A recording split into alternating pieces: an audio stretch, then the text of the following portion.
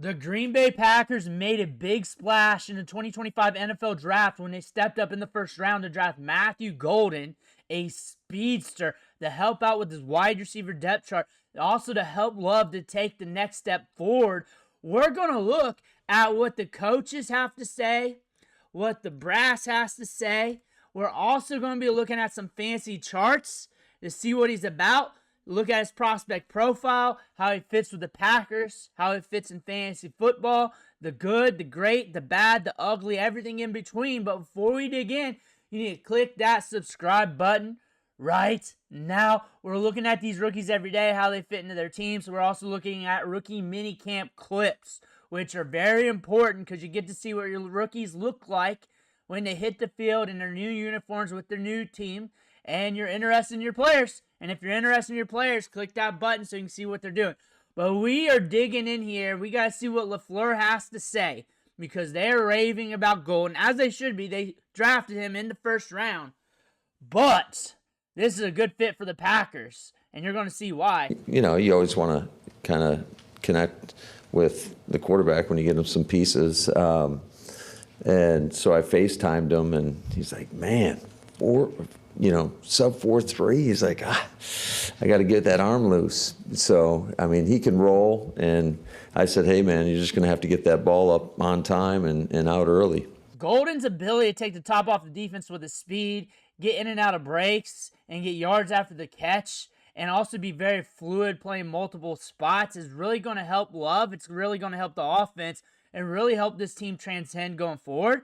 And I believe this is a good spot for both Golden and the Packers, like a perfect fit. And usually when you see a great fit for a wide receiver and everybody else involved, usually you're going to see some good production heading that way and the offense trending up as he's going to benefit from being in the right situation for him.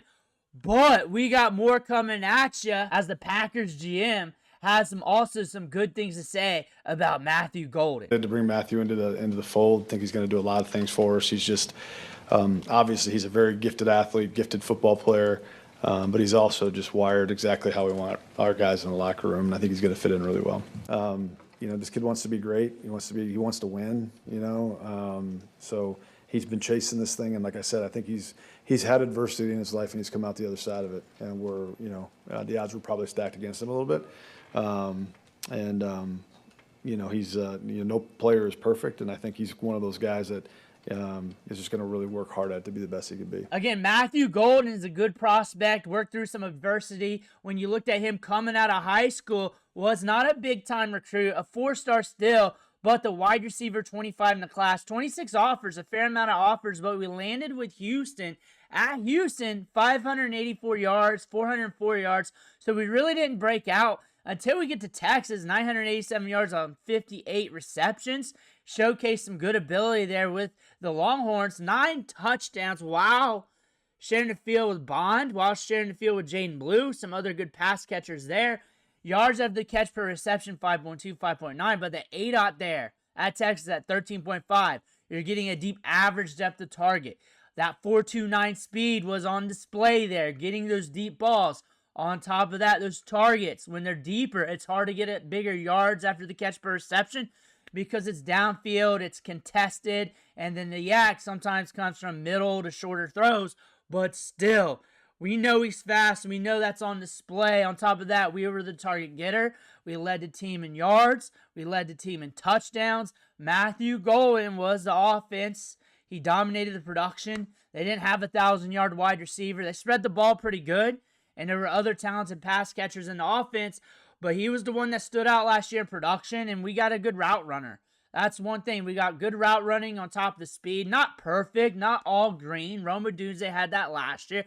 But also, a full green chart is not a predecessor or a predictor to production, but it's also a predictor letting you know that if you have not watched a bit of tape on the player, that lets you know that this player can create separation doing this, and that, and letting you know that there's potential with this player. So it is still a good thing. When you're looking at market share statistics for Matthew Golden, here's where you can draw some pause here, but his market share score, 38th percentile among wide receivers. His market share was at 22.3% with a breakout age at around 21 years old. But again, we did show off that we are able to transfer to a bigger school, dominate the targets, dominate the yards there, dominate the touchdowns. We also showcased that we can break off routes. We also showcased the speed. We also, at Houston, shared the field with some other good wide receivers. Matthew Golden going to Texas, showcasing what he can do. It is a good thing we still got drafted in the first round. We got first-round draft capital to our name, but that is something to look at. The odds stack against you a little bit if you have a later breakout age. To me, 21 just on the cusp, like in between good and not so good. And then you're looking at the lower breakout age. That has been a harp against them, but you look at the speed here. You can't deny that. 23.57 miles per hour. So that's very solid. That's elite speed on the field. And that's from Next Gen Stats, NFL.com. You're looking at where the targets are coming all over the field. Short to intermediate. Mostly short to intermediate because that's the way it is with most wide receivers. But you're also getting the deep bombs. You're also getting a lot of targets 10 yards plus in that 10 to 20 yard area because you're locked in your money breaking off routes downfield. He's also very good at breaking off routes, creating separation, getting in and out of breaks, stopping on a dime, and that allows him to do this downfield, get those targets downfield over the short to intermediate, those post routes, everything else. And this is really going to help the Packers out because as you look at this depth chart here, you got Romeo Doubs, Jaden Reed, Wicks, Savion Williams, who they just drafted. You also got some other players there like Christian Watson, who's been hurt a lot. So you got more speed than Christian Watson. You're probably going to fulfill what he was doing because he hasn't been on the field. Your best ability is availability. Right now, we know Matthew Golden's going to have some ability to be available. And now we're looking at Jaden Reed, good target getter. I don't see him being that impacted in the offense. But as we look at the target numbers on this team, you can kind of see why.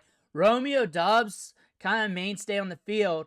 But you're looking at Dontavian Wicks, who had some key drops last year. They got Miko Harbin, another speedster. They want speed on this team. They're saying that with some of these players on here. Bo Melton's got some speed. Now they got first rounder with speed who can create separation.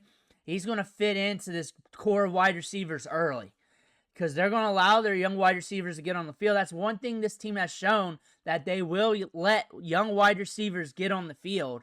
All these wide receivers from Reed to Doubs, even Watson a bit, Wicks a bit.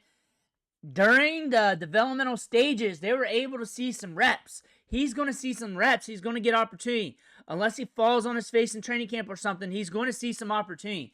But you look at the target shares, 16%, 16%, 20%, 13% from these Packers wide receivers.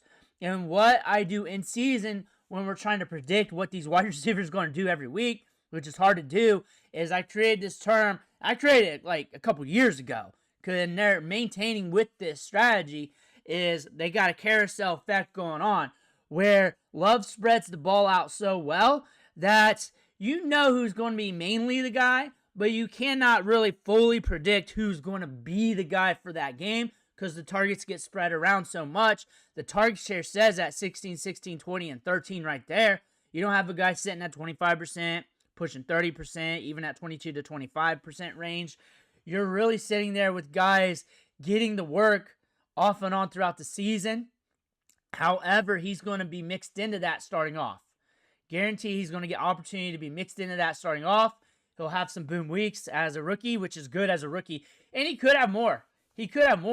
But potentially the odds are likely, when you look at the realm of possibility, like the realm of possibility says, odds are very low that you're not going to see him at all in the field.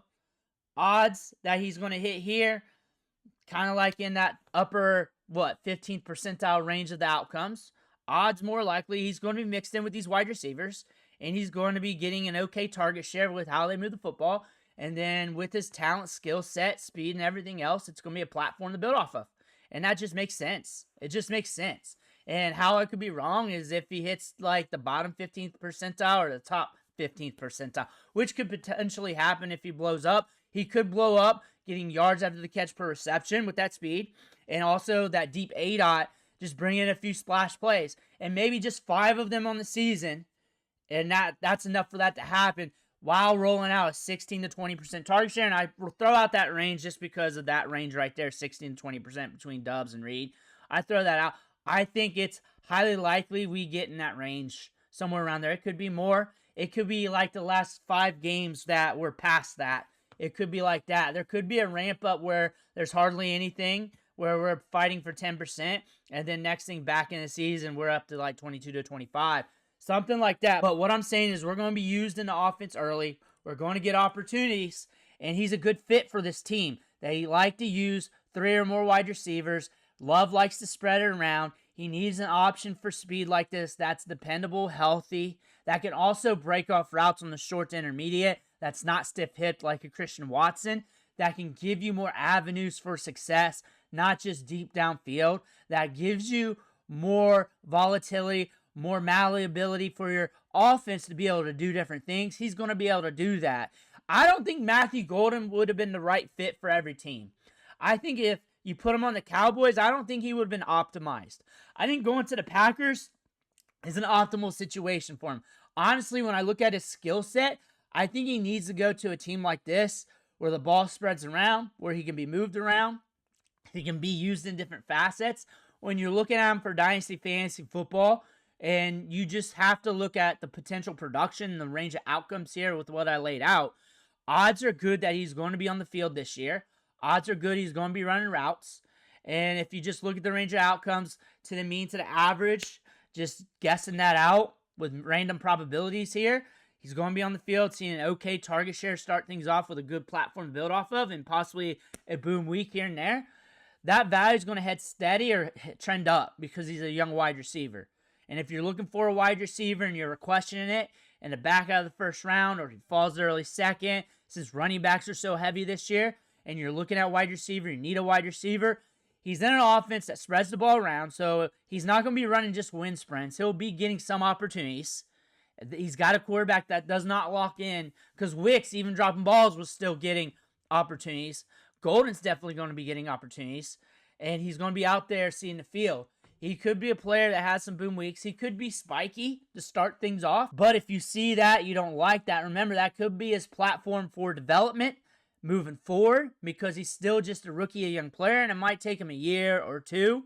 Or maybe we're stuck in the carousel effect and you got a wide receiver that's going to give you good top-end volatility with some down weeks, and we're going to have games where we got lower target share versus games where we got a crazy target share. But the thing about that, the odds of him being a complete bust are severely low compared to a lot of other wide receivers.